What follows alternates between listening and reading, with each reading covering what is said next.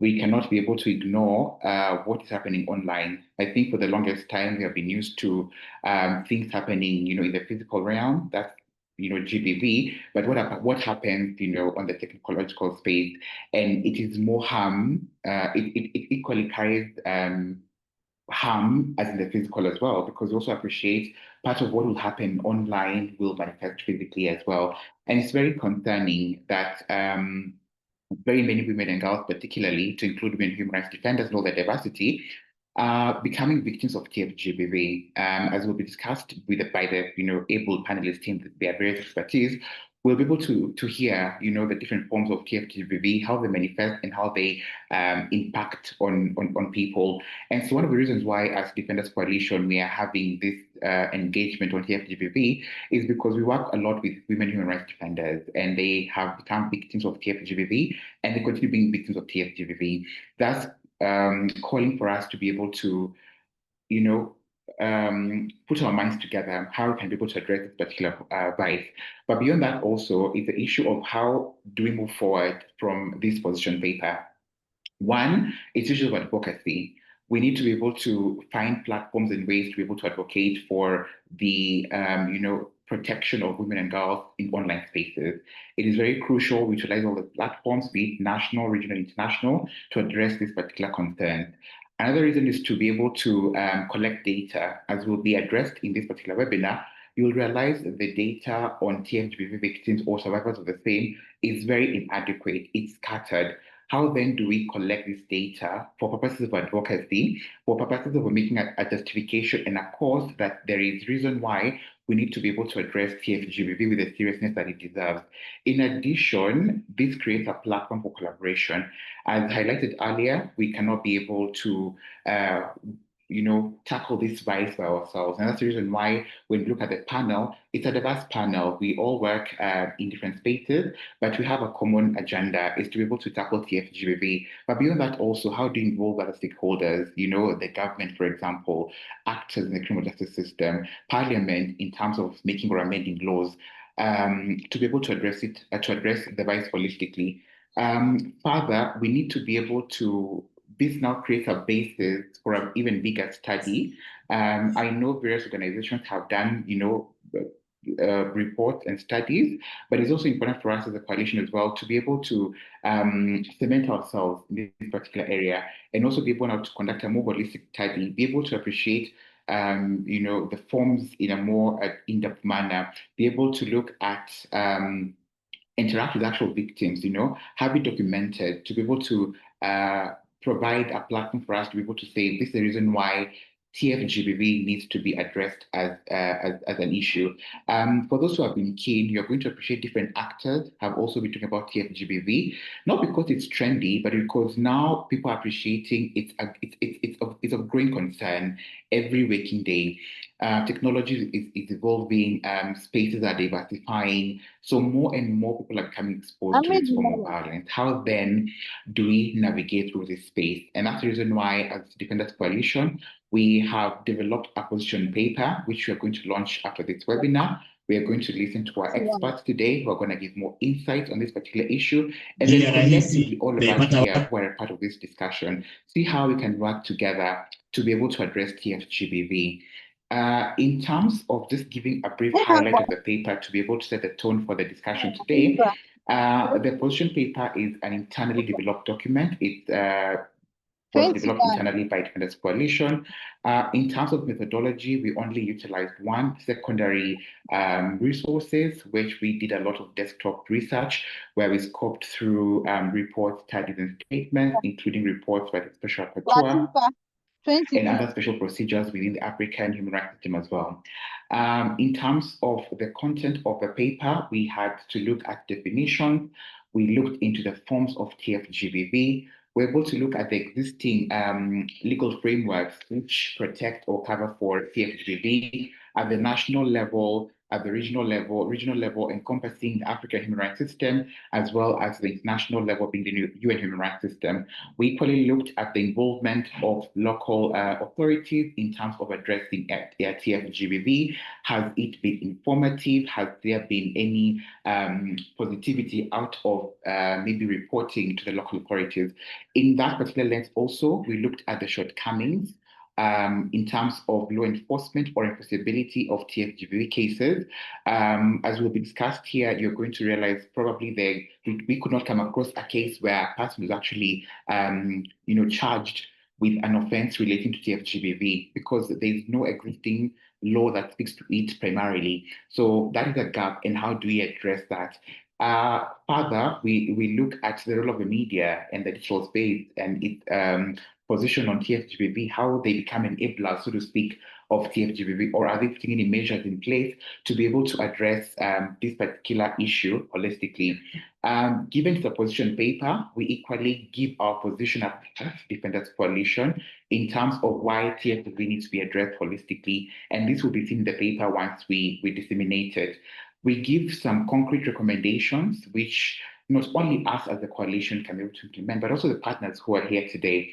Which recommendation can you pick and how can you implement it? Remembering that when we do our work, our advocacy work, our research work, and we share this information, it's not only for our own consumption internally as a coalition or the various organizations represented here, but also it's how can we be able to pick what has been said by other organizations. How can we make it work? At the end of the day, we are working for one common goal to be able to ensure that TFGBV has been addressed holistically and addressed with the seriousness that it deserves. I will stop there. I will invite you once the paper has been launched to be able to go through it, and see how we can be able to engage further with this particular discussion. To enable us to continue with the discussion, I will invite my colleague Rachel to take over, and thank you very much for listening to me. Thank you very much, Wallace. He's the legal advisor at the coalition. So with that, I think, well, one thing I have to mention is that I am glad that we are engaging with each other in the chat section. Keep it up, keep it going. And then I think we can get to the meat of it now. So I will introduce the panelists. Let me give a bit of a flow for how we'll do it. I'll introduce the panelists, then we shall get into the discussion. Of course, you're allowed to give your comments or any questions within the chat section, and you can raise your hand if you have any question that you'd like to ask through audio. And then at the same time from that, we shall have, plenary discussions where you can raise questions, engage the panelists, ask questions, and get feedback from them. Then from that, we shall officially launch the position paper that Wallace has highlighted upon. And then lastly, we shall conclude the meeting. I think that's in order. If that's in order, I mean, you can give a thumbs up or say that we are good to go. All right. Then I'll introduce the panelists. Very nice, very nice. I can see reactions. Yeah, thank you very much. I think we are together. Yeah. So to start us off, we have Neema Mujesia, who is a certified internet governance officer and media scientist with a strong background in communication, advocacy, and digital rights. Neema serves at Kiktanet. She serves as a communications advisor within the Gender Digital Rights Program, where she plays a pivotal role in addressing TFGBV in Kenya and beyond. Other than that, Neema leads and supports strategic communication campaigns, digital safety awareness, and community engagement initiatives focused on protecting women and vulnerable groups online. With that, Neema, maybe you could wave so that they can place a face to the name. Yes, so that's Neema Mujesia. Then other than that, on our panel, we have Judy Karioko. Judy Karioko is a senior programs manager at International Research and Exchanges Board, Kenya. That is IREX Kenya. Maybe you have heard of IREX Kenya. She is based within Nairobi and leads online safety initiatives, including the National Models for Women's Safety Online Initiative. This initiative works to promote safe and inclusive digital spaces.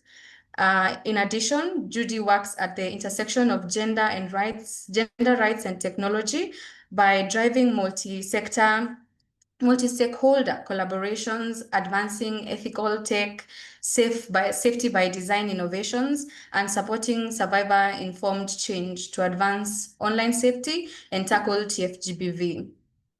I think it's becoming a tradition now. Judy, you could wave and let the audience know, place a face to the names.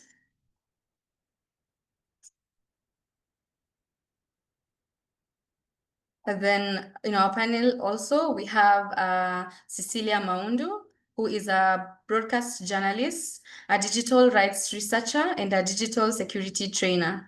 She's also an African Union Media Fellow. She works at the intersection of journalism, technology, and human rights with a focus on countering online abuse against women journalists while protecting freedom and of expression online. Not only that, Cecilia Maundu has a podcast. It's called Digital Dada Podcast. It's a podcast focused on matters relating to online violence against women journalists and digital security. Again, Cecilia, you could wave. Yeah. Then we also have, lastly, the last gentleman, the only gentleman on our panelist. We have Victor Ndede, who is a lawyer and a privacy professional who currently serves at Amnesty International Kenya as a technology and human rights manager. In his role, he provides legal and policy analysis and thought leadership to inform Amnesty International Kenya digital rights programs and their campaigns in Kenya. In addition, he is an advocate for a safe internet for all persons. Other than that, Victor Ndede also serves on IREC's Transform Community Advisory Board, advising on TFGBV responses in Kenya. Yes, yes. So I think we can give a round of applause to the panelists, Neema, Judy, Cecilia, and Victor. Yeah, yeah. Thank you very much. All right, let's get to the meat of it all by first getting to know who is this? What is this monster we are talking about? Let's break down this jargon by Judy explaining to us or giving us an understanding of what is TFGBV and what are the different forms that it manifests in the day-to-day lives of women, in the public life, and even women human rights defenders. Judy? Absolutely. Thank you so much, Rachel. And thank you everyone for joining this session. It's an honor and a Judy, we privilege. can't seem to hear you. Is your mic on? Yes, I think it's on. Can you hear me? All right. Keep going, Yep. keep going. Yay. Thank you again, Rachel. And thanks everyone for joining this session.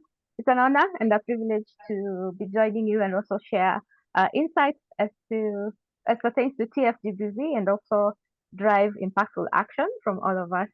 So kicking off, I know Wallace actually shared what TFGBV is. If you were attentive, you had he said, simply put, TFGBV is GBV that is amplified through technology. And to define it deeper, it is actually violence or even threats of violence or acts of violence that are committed either in part or in full through ICTs or information communication and technologies and digital tools. And this violence is actually committed against persons on the basis of their gender, essentially. They are targeted just because of who they are. And GBV has become a very pervasive issue. It is not only present in Kenya, but also a global issue that's now being contextualized as to what is it? And wait a minute, why is it that it's impacting a specific kind of group or even a different group of people differently than it's impacting others? And through the global knowledge and research and more evidence that's coming out, we're realizing that this tech-facilitated gender-based violence, or TFGBV as I will refer to it, is disproportionately impacting women and girls in all their diversity. And the reason as to why this is happening is because of the deeply rooted mechanisms that it is, one, built in and also amplifying the traditional forms of violence, of attitudes, of norms that actually perpetrate violence on the traditional form, but now the digital space has provided a platform for this violence to be amplified in various forms. And I would say, in particular, for women in the public sphere, be they journalists, be they HRDs, be they activists, be they journalists, be they women who are running for office or even in the political sphere, we have seen and we continue to see the different levels of harm and the different nature of abuse that is being meted upon them on the basis of just how they look, how they engage, and sometimes, and actually majority of the time, this violence meted upon them is not necessarily based on either an actual point that they do or disagreeing with a perspective, but it goes beyond that and now becomes targeted violence aimed at either discrediting them, aimed at shaming them, aimed at humiliating them, or even altogether making sure that they are silenced or even hindered from participating in their civic engagement. And I would say, in particular, that TFGBV has been amplified essentially by ICTs and digital technology, which allows for essentially having avenues for anonymity, having avenues for affordability, given that we all recognize how the internet and access to internet has actually formed an avenue for most perpetrators to find a way and an avenue to amplify their hate or even just be incentivized to attack other people on the basis of their gender. And the fact that this can be done at a distance and be out of any part of this world, and as well as the need for, or even the way that we're continuing seeing very worrisome patterns of collective actions and its perpetuity in the digital space, the impunity surrounding actors not being able to be held to account, and how it has continued to have grave impacts on our society. Some of the common forms, on which it manifests include aspects of image-based abuse, or even non-consensual sharing of intimate images, using deepfakes to depict women in particular in a very compromising or sexualized manners, to be able to also stalk people using the cyberspace. So cyber stalking has become very prevalent, as well as issues of cyberbullying and also doxing. Doxing essentially is sharing personal information without consent of the person's Yeah, of the person's something. consent, and I this is usually intended to cause harm to the person whose information is leaked. It could be their phone number, it could be their home address, it could be their work address, and many other aspects of harm being done intentionally to cause harm upon them. And yes, for those who are asking, kusalimiana falls under doxing. So it is a common form of TFGBV that is emerging. And back to you, Rachel. I hope I've been able to share some insights on what it is and some of the measures it's manifesting in our country. Thank you. Yes, yes. Thank you very much, Judy. I think now we have a clear understanding of what TFGBV is, how it manifests, and sort of like a few impacts to women human rights defenders and women in the public space. So I go to Victor.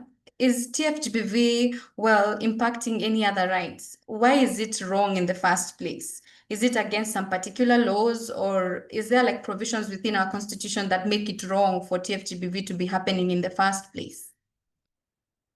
Go ahead, Victor. Yeah, thank you. Yes, TFGBV and I think thanks to Judy having laid out what it looks like in terms of the different harms that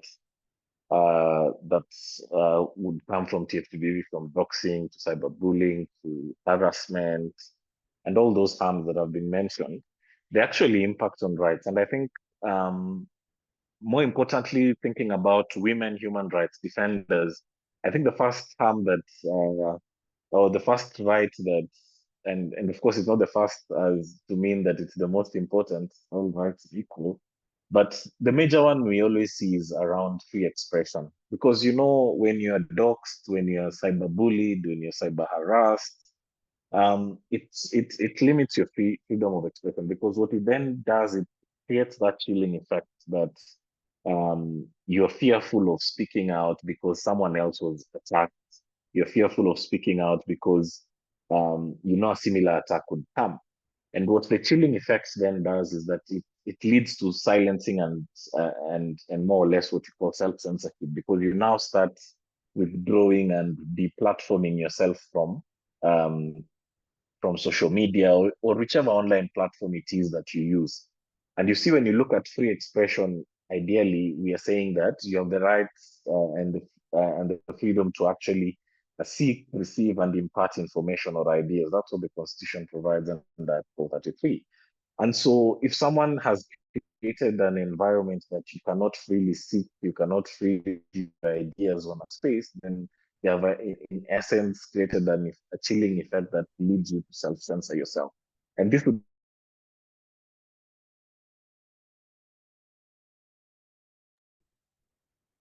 Victor, we seem to have lost Victor. Okay, you're back. You're back. Keep going. sorry, okay, all right. Yeah, so what essentially I was saying is that free expression is the first right that gets affected. We also have, when you look at Article 27 on equality and non-discrimination and all those areas where you could be discriminated, TFGBV particularly reinforces gender inequality, because often you see what is perceived to be offline realities or offline reality of inequality is what is perpetrated online.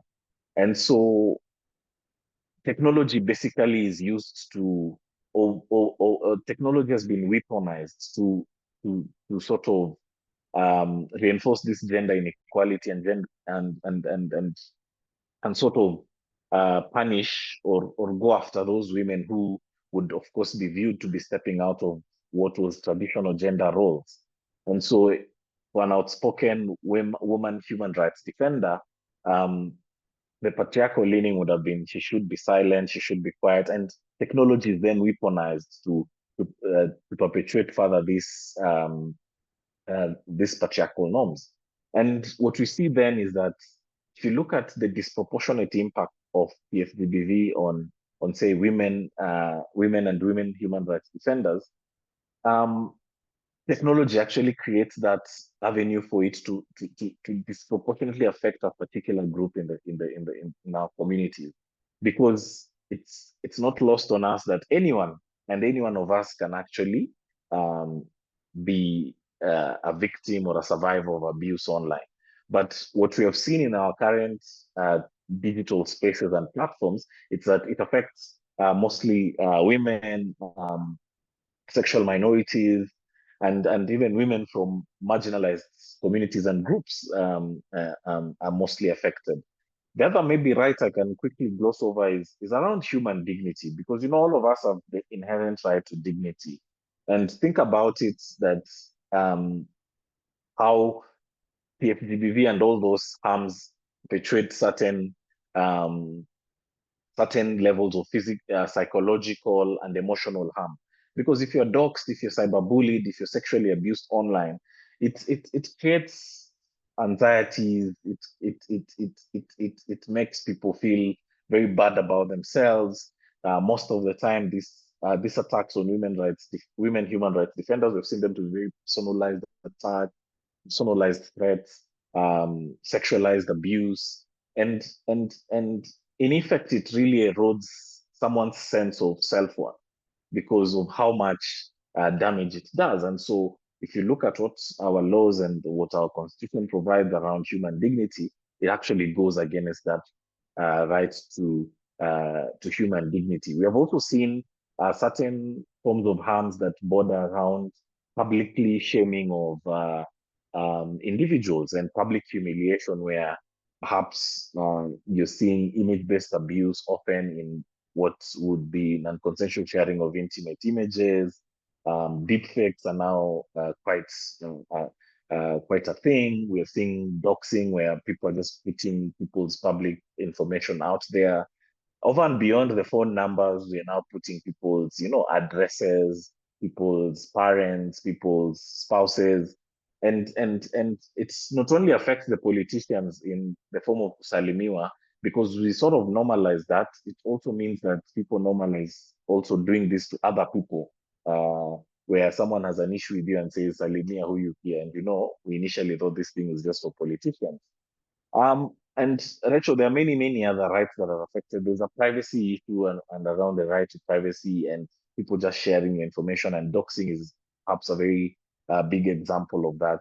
But in effect, TFGBV cuts across very, very many fundamental rights and freedoms, and that's why it's important we address TFGBV for what it is. Thank you. Thank you, Victor. I think you've laid out very well the impact that this vice has on community, on the person themselves, and at large, the growth of our community. So at this point, I'd like to open up for any questions from the audience. If anyone has a question, they can raise their hand or even type it within the chat box.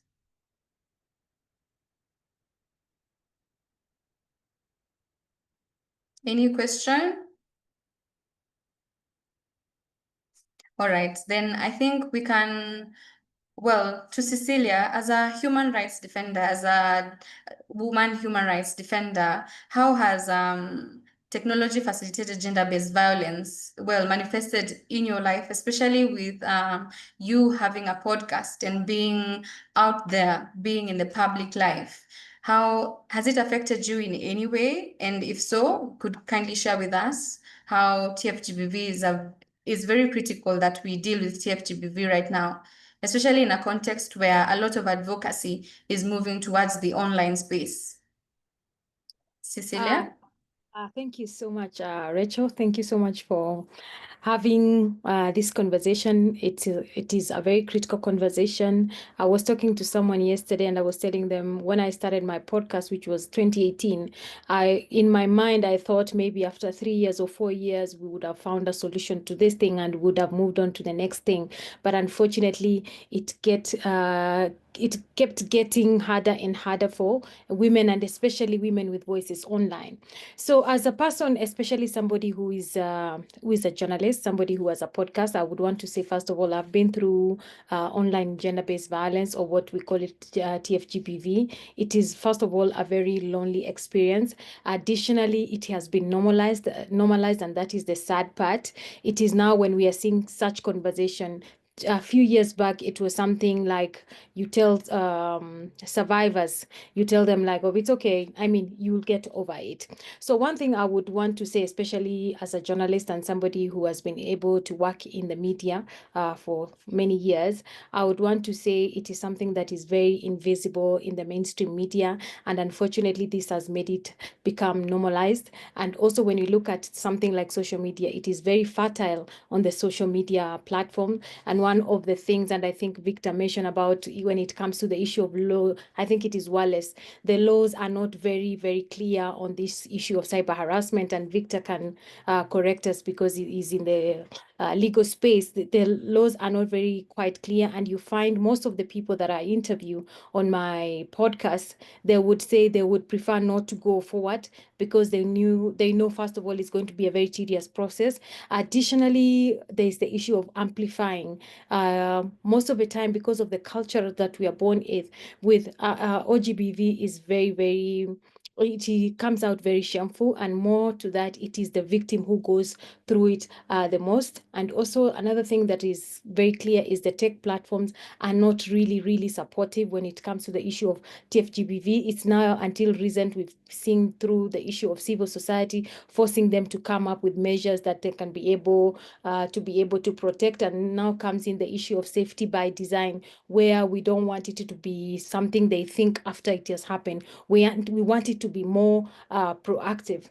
Additionally, when I talk about women human rights defenders, we've seen it in the past, and now what is happening in Kenya, because I mean, we are on the digital platform. Digital activism has become the norm of the day. But unfortunately, as more women engage in the issue of digital activism, OGBV is also taking center stage. And we have seen that if we continue with the trend that we are in right now, we are going to lose so many voices, because one thing that TFGBV does is make most of their victims leave the online space feeling like they want to protect themselves, and not only protect themselves, because something that comes out very clear in the conversations that we have with most of the people I interview on my podcast is they're not only affected themselves, but also their families are affected. So you're not only worried about yourself, you're also worried about the families, and also the issue of not having a very supportive cyber community. There's a time I interviewed Njeri Mwigu, and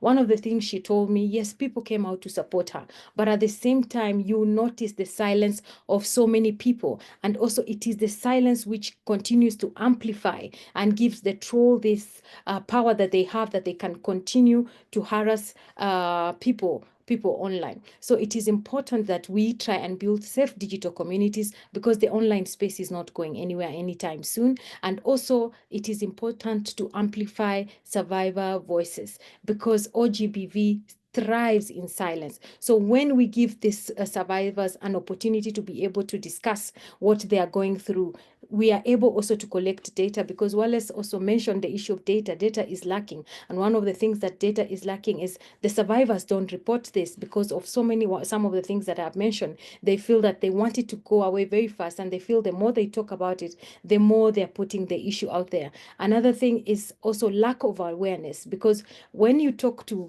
people, they will still believe that TFGBV or OGBV is not real violence. So we also need to do a lot of education and awareness on the issue of TFGBV, and that's where mainstream media comes in. That's where organizations like Defenders Coalition, IREX, comes in. Education and awareness is important, and also the issue of tech design. I cannot emphasize this enough. Safety by design has to be something that we have to demand, not ask. We have to demand, because the user, the end user, who is us, has to be involved in every process of that platform development, so that we don't wait for something to happen so that we can take measure. We anticipate for it, and the way to anticipate for it is centering it from the user's point of view.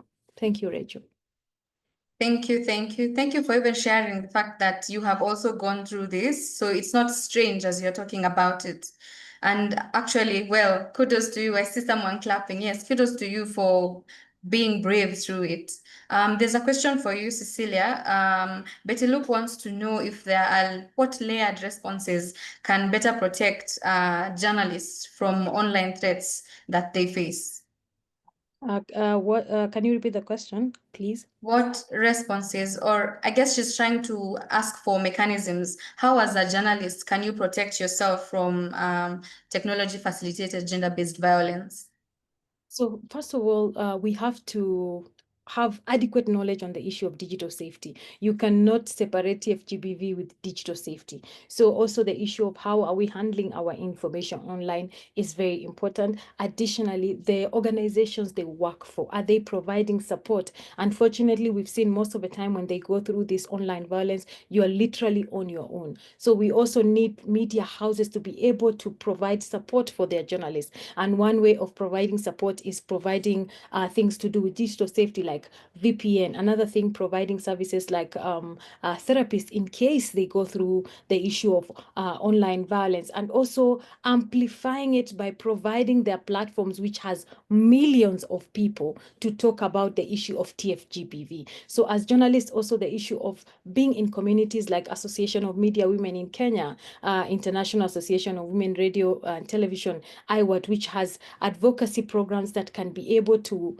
that teaches journalists on how to be able to stay safe online, and also the issue of TFGBV. So those are the small ways that people can be able to, especially journalists who are in the public domain, can be able to protect themselves. Additionally, talking about it. There's a lot of fear, especially when journalists go through online violence, the fear of talking about it, and they start self-censoring themselves. And it is understandable, because TFGBV is a very, very traumatizing experience. But also we need their voices, because if they don't speak, it's going to be puppet. So those are some of the small ways they can be able to protect themselves when they are going through the issue of TFGBV. Yeah, thank you very much. Well, I guess the big question now in the room is, are there like reporting mechanisms, and how effective are they? If I am victim to cyberbullying, if I'm victim to doxing, are there platforms that I can report to, and how effective is it? I mean, Wallace alluded to the fact that there has not been any success to anyone being charged, a perpetrator being charged. So are there platforms, physical ones and maybe online ones? And maybe Nema can go, then Judy.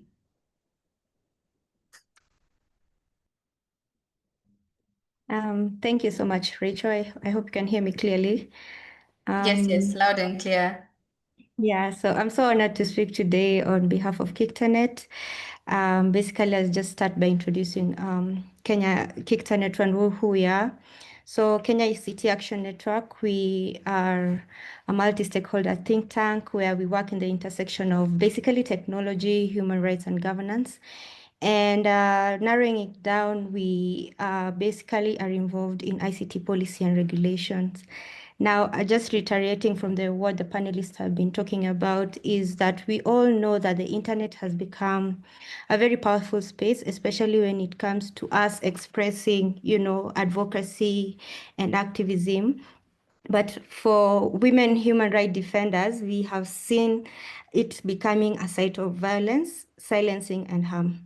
So when it comes to speaking of TFGBV and tech-facilitated gender-based violence, it's not just basically a digital problem, it's also a human rights crisis, as it was said by Victor when he was explaining how the laws, come in. And at Kictanet, we truly believe that effective solutions must begin with first, the language, data, and accountability. Those are the major things we deal with. So when it comes to addressing basically the mitigations that have worked in the line of, when Cecilia was basically talking about what she had gone through and how some of the platforms did not come through and she needed them the most, we've taken a multifaceted approach whereby we have developed lexicons. So basically we have around 5 lexicons, that is the Luya, Ateso, Somali. So basically what these lexicons do, they actually are able to just define the types of TFGBV that are being used in the local language, because what we saw is that when you're reporting to the big techs, especially if it is a language that is localized, they cannot be able to decipher the language. So at Kictanet, we saw it fit to develop certain lexicons that are really helping, especially in understanding the language and the threat, so that when you are addressing the big techs, they can be able to decipher the languages. So we are working hand in hand with Meta to ensure that this comes to place. The second thing is tracking of data. So, when we started in 2016, when we were looking at the dark sides of ICT, especially when it came to visualizing the online GBV, because people will say, yes, who are those? Where is the data? Now we've known this common phrase like data is the new oil that is going on around, which is true. So at Kictanet, what we've done, we've basically developed an OGBV tracker using the Atingi platform. So we are tracking cases. This tracker basically tracks around the world. So as per now, we have over 700 cases tracked in around Kenya. And this tracker is a powerful documentation tool because the map actually gives visualization of real-time perpetration. So it's an open source tracker and anyone can be able to use it. And what we are doing basically from our end is verification of the data, and we will be removing the first draft of the first quarter report of what we've been able to capture. Now, the third thing is documentation and animation. Just to give the survivor story is very beneficial, especially when it comes to voices. We understand the mandate that women human rights defenders have, especially when it comes to the societal mandate of ensuring that every right of every human is, met. So allowing the public to understand the lived realities of data and of the date of the instances and the cases that these women have faced is something that we do. Documentation, document. Do not get tired. Animate. Use every form that you can that you have in your disposal to give these voices. Another thing is research, whereby we did a research last year known as Unmasking Trolls Online, whereby we were able to expose the tech facilitated cases that operate in Kenya. So it showed how women are disproportionately targeted, especially, people sometimes say that it's only politicians who get this, but we narrowed it down and saw that even the common mwananchi does face online gender-based violence. Sometimes it becomes harder for the victim to really outline what form of violence it is. So at KickTernet, we've been doing a lot of capacity building. And one of the projects we successfully did was giving digital literacy to over 600,000 citizens in Busia and Mandera. So that means we were able to reach out, talk to law enforcement officers, teach them about documentation. We went to the social hospitals to teach them how to provide psychosocial support, especially when it comes to the online space. Now, some things that I also like about also what Defenders Coalition is doing is webinars. These webinars are very important, and keeping the conversation going, keeping the survivors, helping the survivors to convene. We have legal experts here. We have the tech platforms. Just having that space will create a safer and digital environment when it comes to mitigations of tech-facilitated gender-based violence. Yeah, last but not least, we have some policy briefs that are there, and this actually help us to push for accountability of platforms and government as well. Thank you, Rachel. Sorry for taking too much. Thank you. I think it's good to know that there is actually a tool that you're using to collect data, real-time data on the perpetrators and so maybe we could go to Judy. Again, back to my question, are there platforms? Is there any hope for me if I am a victim to TFGBV? Absolutely. Thanks, Rachel, and thanks to all the panelists for the very insightful feedback. And yes, like you shared, there is hope, and there are existing mechanisms rather on how survivors can be able to report whenever there's an incident of online abuse or online harm meted upon them. And thank you so much also for our colleagues from KickTernet for sharing the very, very good measures that they are taking to ensure we are continuing to document this incident, which is not, and now it's being recognized as just a non-issue, but now it's being recognized more and more.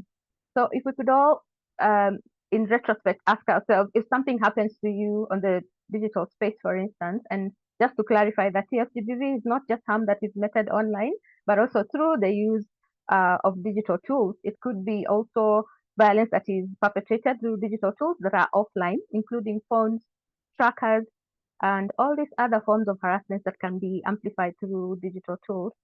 So if you, for instance, undergo or even know someone who has undergone abuse on any digital platforms, it could be through the social media website, it could be through, for instance, through a fintech app that leaks their data out there in the instance of shaming them, or even a WhatsApp group that is circulating, for instance, non-consensual intimate images or very explicit images of yourself without your consent. There are mechanisms that you do aside from actually reporting from the actual platform where this violence is being meted. And I know there's room for us to do better, and also for the platforms to do better to ensure that feedback, for instance, is being given to survivors who are reporting cases for the time at which they are taking to respond or take down content, and many other measures to enhance effectiveness of the platforms. And aside from the platform themselves, there are national mechanisms that exist, as simple as the police mechanism, the national police, as our law provides, and Victor also shared about this. You have a right to safeguard your privacy and your rights. So whenever you have an incident, please feel free to also engage with the National Police Service, because again, this continues to build evidence of the problem by engaging them, not just the police, but also the DCI. The Communication Authority has actually provided a specific tool where someone can report incidents of online harm. They do have through their webpage, and I believe Rachel and Tim can be able to share these platforms with you, or links to their respective regulator websites, so that you're able to see how you can report abuse on these platforms. And based off of our experience engaging with the various regulators, they have noted and prioritize the issue of TFGBV and online harms and online safety as a priority issue that needs to be addressed. So they are continually looking to improve their tools and how they are recording cases and how they're responding to them. You can also report through the National Computer and Cyber Crimes Coordination Committee, or NC4, and they do not coordinate cybercrimes, but they coordinate responses to cybercrimes. So I don't know how they agreed upon their name, but it's very, very important to engage with them. They're called NC4. Based on the privacy aspect of TFGBV, you can also report your case under the Office of the Data Protection Commissioner. Again, through their webpage, they have platforms on how you can report a data breach. If your data is, for instance, misused, or you did not consent to your data being used in a certain way, I believe you can also report the incidents through their platforms, as well as other existing commissions such as the Kenya National Human Rights Commission, noting that TFGBV is a human rights issue, the National Cohesion and Integration Commission, NCIC, which also deals primarily with hate speech, and also other aspects like the National Gender and Equality Commission, NGEC, among other mechanisms that we have in place. Again, I reiterate, it's very, very important to not only stop at reporting on the platform itself, be it on Instagram or X or TikTok, but please also making that extra step to report through the authorities to ensure that they are also prioritizing the issue. And the State Department for Gender, I forgot to mention them, they are also mandated to ensure that issues of GBV are encompassed within their existing mechanisms of response and providing care to various survivors. So thank you, Rachel. All right. Thank you very much. Thank you for letting us know of those platforms that are available. Well, to Victor and Dede, well, what are the biggest gaps? There are these platforms and many other places that we can report to, but what are the biggest gaps in Kenya's current laws and policies in terms of tackling TFGBV? Exactly.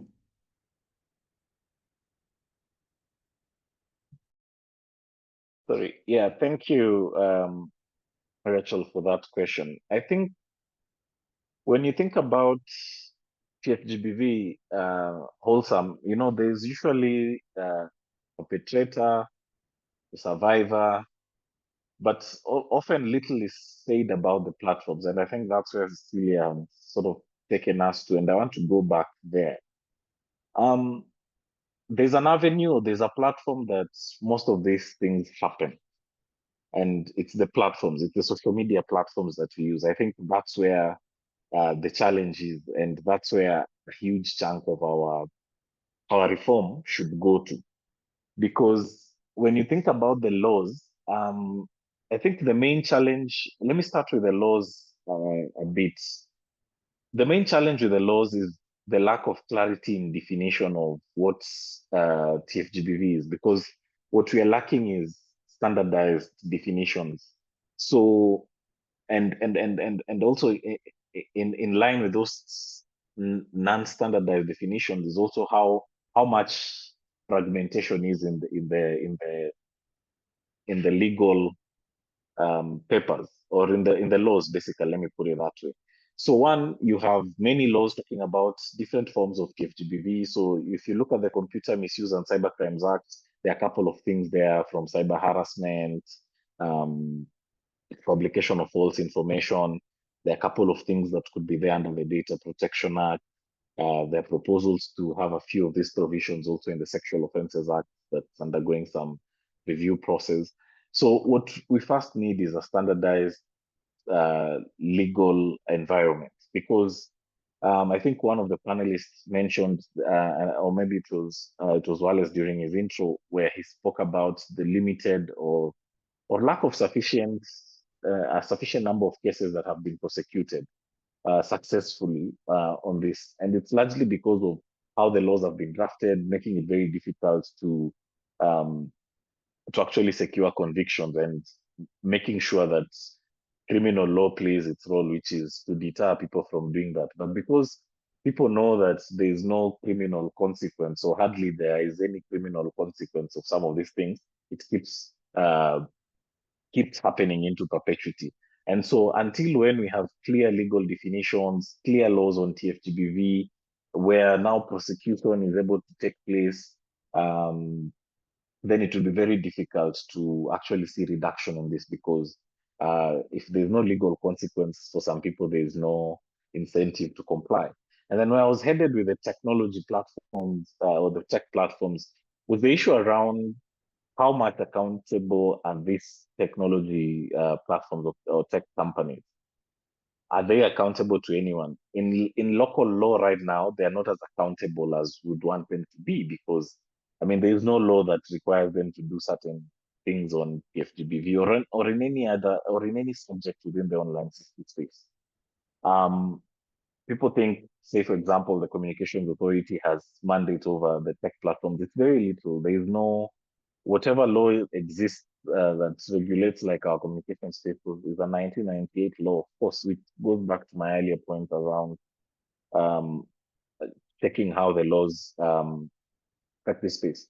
But in terms of what we can call for from tech companies, I think there's a need for stronger and clear regulations that ensures that they actually engage in human rights friendly practices. And this is by ensuring that they're able to conduct human rights impact assessments on their platforms, the things to do with safety by design, which has been talked about earlier in this on this call. We need a law to mandate them to do this. As it is now, they do these things on their own volition, whether they choose or not really doesn't matter, but they need to be mandated to think about safety by design principles and also human rights impact assessments to ensure that whatever products and services they're building factor in human rights from the get-go and also safety from the get-go, and not as an add-on. I think we also need laws to tighten transparency, especially in content moderation, and how decisions are made in how user reports are handled. Because as it is, you may report on a platform that have been abused. They'll tell you we have noted, but they'll never get back to you with clarity on what happened. Then what is the space for independent oversight over these platforms? Because I know they have some of them, like Meta, have their own independent oversight bodies, but they are very, very surface level. And in fact, for Meta's oversight board, for example, Meta does not need to implement most of those things that come out from the Meta oversight board. And you see for the other platforms, there's no oversight. So they keep doing the same things. And what is the running line across the platforms, and has been a concern for us, has been really profit over safety. Because you see, when someone is being trolled, when someone is being harassed, that's when the platforms are actually making money, because they can sell more advertisements. That's how they make money. So if and until when we go after their business model of just making money off everything and anything, including TFGBV, it's going to be very hard to stop this, because we need to create an avenue where there is no perpetrator, there is no survivor of TFGBV, and that is dealing with where this place happens and ensuring that these people do the right thing to ensure that their platforms are safe, secure spaces for people to actually engage without fear of undergoing any harm. I think also the last bit is around survivor center reporting mechanisms as a response within the platforms and also within our law.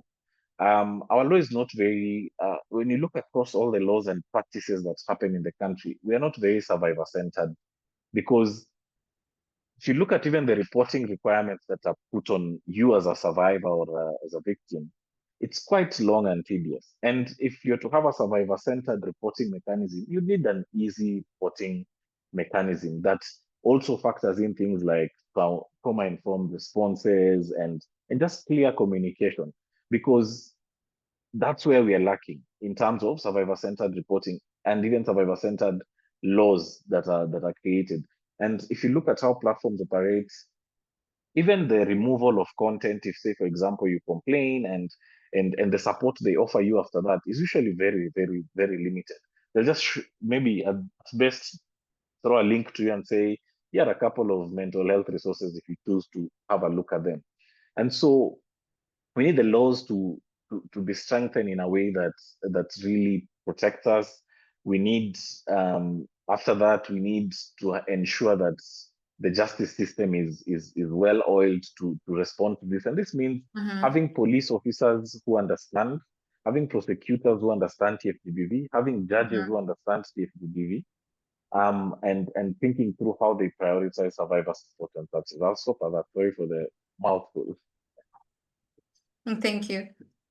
Thank you, Victor. I think one thing that has stood out for me from your sharing is the fact that how the tech platforms operate, the algorithm in that the more I share it, the more it's spreading. And most of the time we find ourselves sharing all these things that are quite negative. Well, I think we can now and get more recommendations. How do you think we can handle this menace? How do you think we can tackle TFGBV? Cecilia can go, followed by Neema. How we can tackle TFGBV. So first of all, we have to acknowledge that tech-facilitated gender-based violence is real violence. That is the first step when it comes to us tackling TFGBV. Second of all is the issue of, and I mean, it has come across very well, the issue of laws. The laws have to be very clear, because when the laws are clear, then we can be able to prosecute these people. Then we can be able to see even the survivors of this violence getting justice. So the laws also have to be very clear, because I think it's Nema who says it's a serious human rights violation. Another thing is, and I cannot stop emphasizing this enough, the issue of tech platforms taking accountability, first of all, agreeing on what is not working on their platform, and how they can be able to help their users when it comes to the issue of combating TFGBV. Another thing is the issue of education and awareness. We have to be able to talk about digital safety. You cannot separate the two. So how are we enabled in protecting our information online? Digital safety is literally the way you have a house. You don't leave your door open. So also don't leave your digital door open. And also having support system. Are there organizations that are supporting this survivors of TFGBV? If it is in their workplaces, if it is organizations like human rights organization, what support are they providing? I know you can get a therapist. Are there organizations that are willing to pay for this therapist? Because also it's not an issue of being very cheap, and also not being bystanders ourselves, because you see somebody being harassed online and you're keeping quiet. How can you help this person? And helping this person does not mean you go and start also attacking the troll, but there are better ways you can be able to also show support to this person. So these are the small bits that we can be able to combat TFGBV. And Rachel, I want to say each and every one of us has a responsibility. Just because you are not a journalist, or you're not a human rights defender, or you're not part of what they call the vulnerable group, does not mean you don't have a role to play. Each and every one of us has a role to play in how we can be able to help clear this issue of TFGBV, because it is like a web. It works like an ecosystem. If one part is broken, the rest of the system cannot be able to work properly. Yes, yes. I think what I take from that is that we are all part of this community. It's a community issue. And then maybe we could hear a parting shot from you, because we have really run out of time. From you, Cecilia, then we go to Neema.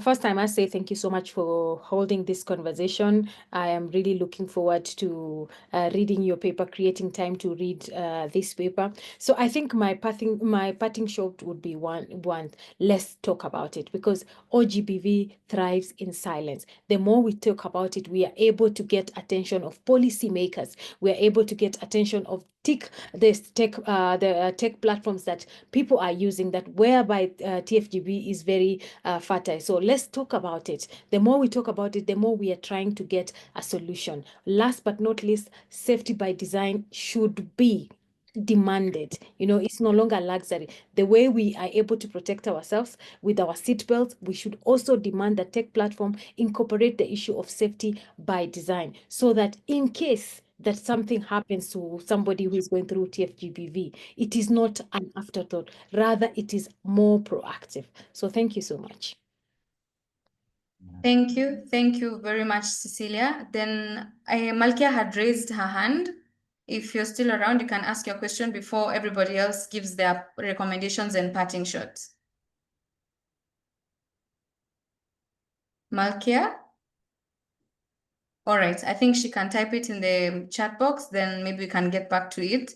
Let's move to Neema. Neema, you can give any recommendations towards tackling TFGBV and your parting shots. Thank you so much, Rachel. Just talking after my mentor, Cecilia, is an honor. So first of all, I'll just dive directly into it. Documentation, evidence, collection, and preservation. Those are the major things we should be looking at. Document everything, record the date, times on all platforms. Take a screenshot, capture evidence, because how can you go to report if you're doing the offline? We are no longer talking about online tech facility. We're also talking about the offline space as well, because one thing we saw at KickTernet in our research on unmasking trolls online was what happens online can happen offline, and what can happen offline comes online. So it might be a vice versa situation. Saving evidence, documentation of information, especially collection of usernames, IDs of those people who have abused you, is also a way of collecting data. Handing over evidence. Who are you handing to? So as our speakers have said, reporting incidents to law enforcement authorities is a measure that people can use. In offline reporting, we also have the Office of the Data Protection Commissioner. Nowadays, it takes at least 90 days when you've reported an incident. And we've seen some people facing fines against the abuser. We've seen monetary compensation. We've also seen some posts being pulled down, especially if it is harmful to the user. So basically, what I can say, I want us to take a multi-stakeholder collaboration approach, because with this, we can be able to tackle online GBV. And capacity building is needed, especially digital safety, legal rights, and community support. Please let us not forget the community. We need the community to thrive. And on my last words is silence enables abuse. Data, dialogue, and solidarity dismantles it. So let's show up, speak out, and also reshape our online world. Thank you so much, Rachel. Thank you, Neema. We go to Judy. Any ways we can tackle TFGBV? Absolutely. And I think to echo what the other panelists have said, change begins with each and every one of us. We all have a role to play in our daily lives, in our respective mandates, in what we do every day. And I think a major concern that is out there is the way this violence has been normalized, just like any other violence, especially for those in the public sphere. It has been, and also women HRDs and activists and journalists, it's seen as something that comes with being in the public, or even as simple as engaging in the digital space. So we need to debunk that that normalization, which is a very, very bad coping mechanism, especially for survivors of violence, and also for the us of us who perpetrate violence knowingly or unknowingly. So let's not be part of the problem by amplifying hate, by also being silent where we can, and being active bystanders, of course, ethically and critically thinking about how we are engaging, especially with trolls, as Cecilia alluded to. Another thing I would love to say is it's very, very important, in as much as we are thinking about the new issue that is emerging, we can leverage existing mechanisms to ensure we are strengthening the mechanisms where we are also adapting and ensuring that our current, for instance, referral pathways continue to be very adaptive to the changing environment and the emerging issues and emerging threats. One person mentioned in the comments the issue about AI and how it's also being used to amplify hate. Yes, it is true, and also the way that it is being built, it's geared towards profiting from shock, outrage, and all these other controversial things that including amplifying misogynistic content as a way for them to get more profit. So yes, this is an issue that needs to be addressed. Yeah.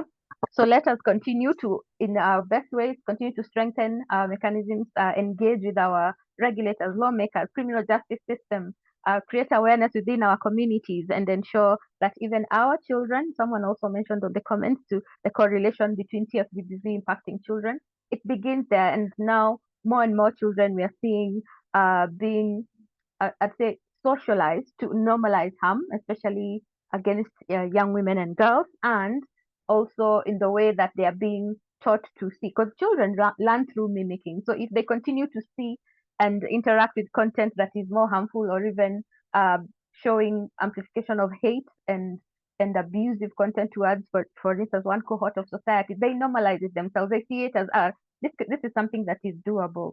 And also, most of these digital spaces are also becoming a place where, as children, they engage with peers, they engage with questionable and bad actors who are able to also inculcate within them very, very harmful attitudes and stereotypes, which again, it kind of fans the problem and the circle continues. So child online safety is very much so correlated to online safety for adults. So that's also a major area of engagement. And lastly, having, and I know Cecilia has spoken passionately about the safety by design, is one among many other proactive approaches that can be used to anticipate harms before they occur, not just waiting for the harms to perpetrate as much as they have.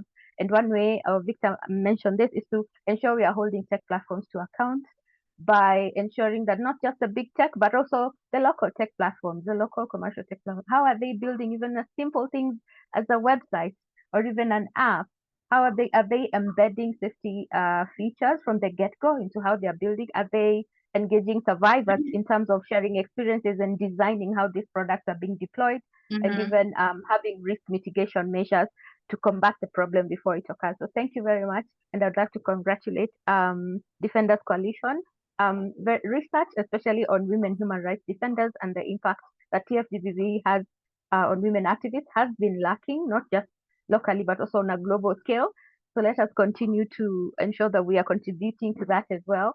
And it will provide a major, major driver for evidence for action and also evidence for advocacy. So thank you so much, team. Thank you, thank you. Victor, any last words? Yeah, I think I had shared quite a bit on what I think could be the way forward.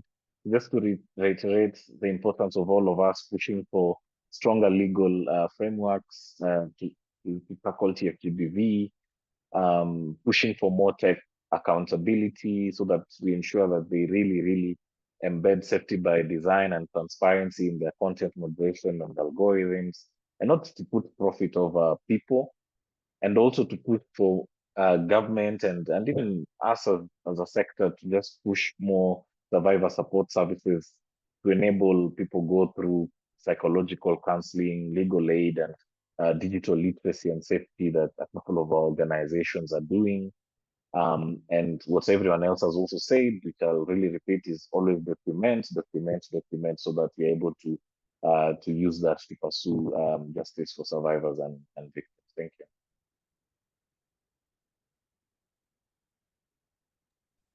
Yes. All right. Thank you very much, Victor. I think this has been a meaningful engagement, and many, many apologies to everyone who put their question in the chat box. We are limited in time, but the good thing is that this is an ongoing conversation. It's just the beginning. We'll get more avenues and platforms, even our social media pages, to engage more on technology-facilitated gender-based violence. So with that, we have shared a link for all of us to access our position paper. So you can click the link and access the position paper. Also, my colleague Sam is sharing the screen for us to be able to have sort of a small preview on the position paper. Yes, so there we have it. That's our position paper with recommendations and where we stand as Defenders Coalition, acknowledging that this is a menace. So with that, allow me to welcome Wallace to give final remarks from our end. Thank you very much. I have been your host, Rachel Mudhoni. allow me to clap for Rachel. She's done an amazing job moderating the session and on TFGBV. I think, like I mentioned earlier, there's a lot coming out when we're having a discussion on TFGBV, as we've heard from the experts in this particular area. It's of great concern. One, it impacts on other rights as well. The harm caused is, it's immeasurable. We've had from Cecilia herself, and the lack of that support. What does that do to you? I forgot to mention earlier. Our contextual analysis in the paper is not from an abstract perspective. It is from actual lived experiences of women who have endured TFGBV, to be able to draw the picture that it is actually here, it is happening. And I agree with all the panelists here. There is a need for reforms in the law. There's a need to hold the tech companies accountable. There is a need to be able to strengthen our criminal justice system. We need to talk. We cannot talk about things in abstract. We just see actions being done, and that has been highlighted clearly by all the panelists here. So it's a collective effort, like I mentioned earlier. We all need to work together. The fact that very many people joined this webinar speaks volumes that it is present and it needs collective addressing. And to carry the conversation forward, like I mentioned earlier, this is our position paper internally, and we'd love to collaborate on even a bigger study, with the diverse actors here, where the solutions lie with that. And once we create those solutions, we'll be able to, amplify them. One step at a time, we'll be able to live in that utopia, so to speak, where online spaces are going to be very safe for women. Actually, somebody asked a question on the chat box about, the link of, physical violence and online violence, is because a lot of it will start online, then to manifest physically. So, especially women and girls, they need to be in a safe space, whether they are online, whether they are offline. It's very, very important. Please feel free to read our question paper. We are hoping we'll be able to do probably a bigger study after this, and then we will be able to invite different stakeholders for this. With that, please do allow me to give Mary G a chance to say something. I think, sorry, Mary G, yes, you can say something briefly before we give a word of thanks. Sure. I'm really super, super, super excited to see DC taking on this very, very sensitive. Can you hear me? Mary G, if you can hear me. Yes, we can hear you. Before we close. All right. So my name is Mary G, and I wanted to say that I'm super excited for Defenders Coalition, and congratulations to the team for really amplifying this issue. Because all the speakers have said, it's a global phenomenon. It's been used to weaponize, and really, really excited that already the suggestions that you have put on the table in terms of driving systemic change, in terms of shifting societal norms, in terms of survivor-centeredness and advocacy around policy reform is really a timely conversation. From where we sit, and I work for a donor agency, this is an area that is really, really gaining traction. And it's one of the priority areas where we're looking at not just TGBV, but also climate change. So those two issues are really at the center of every conversation around prevention and elimination of gender-based violence.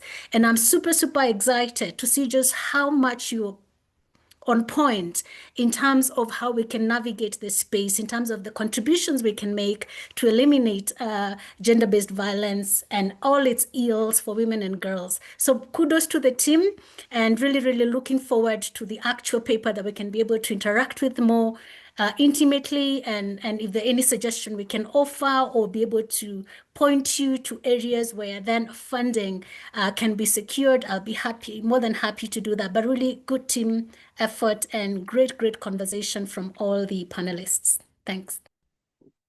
Thank you very much, Mary G, for your kind words. It is a collective effort for all of us. We cannot be able to do it individually. We need to be able to hold each other and be able to do this.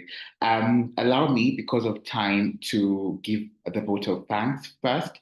I want to appreciate all the panelists for making their time to come and join us in this conversation. Thank you, Cecilia, for sharing your story. It is really very important when we hear from survivors to be able to appreciate it is actually happening, not things in abstract. Thank you, Neema. Thank you, Judy. Thank you, Victor, for sharing your insights and expertise. We look forward to engaging with you even more while we interact with this particular topic. I want to thank each and every participant who has stayed on, beyond the time allocated for this particular webinar. And thank you so much for your contribution. We saw your,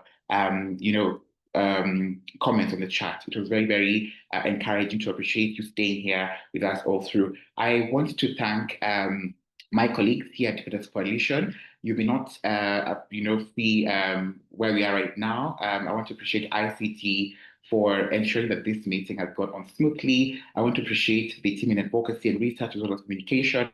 Our senior management, for also according us the platform to be able to have this particular paper going out and being able to, enhance the conversation. It's really, really amazing. Thank you to all the partners. Thank you to the networks we have on board. Thank you to all the human rights defenders who are here present. We look forward to engaging further in this conversation and finding ways of collaborating and working together. I wish you all a pleasant afternoon and a pleasant evening. Mbarikiwe sana, and thank you for making time for us. God bless you. Kwaherini.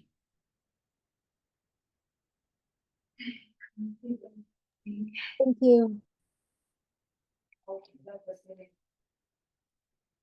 Thank you.